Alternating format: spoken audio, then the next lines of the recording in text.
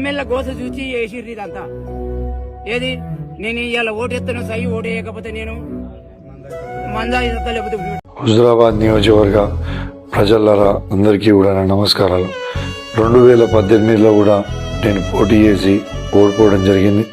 అనేక ఇబ్బందులకి గురైనప్పటికీ ఏనాడు కూడా మిమ్మల్ని నేను విడిచిపెట్టిపోలేదు. మీ కష్ట సుఖాలలో నేను పాలు పంచుకున్నా.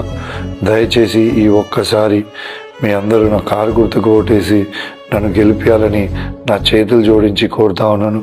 ఈ గుండె అలసిపోయింది, ఈ గుండె బరువెక్కింది, ఈ గుండెని మీరే కాపాడుకోవాలని నా చేతులు జోడించి కోరుతా ఉన్నాను. జై తెలంగాణ, జై కేసీఆర్. మరి ఇప్పుడు మేము రైతుల మామూలు దాంపుడా, మేము దాంపుడు మామూలు దాంపుడా. మేము పైసలు ఇవ్వాలి, మేము రాలేదు, మేమేమని రాలేదు. మీరు పైసలు ఇచ్చుకుంటా, మీరు ఏమైనా చేసుకుంటా, లక్ష్మీ వాట ఆడుకుంటా మామూలు ముచ్చినట్టేది. నిజమా అదో మీకు మేము అందరికీ తెలుసు. మీరు 15 రూపాయలు అయితే మేము బంగ్లా కడుతున్నామా?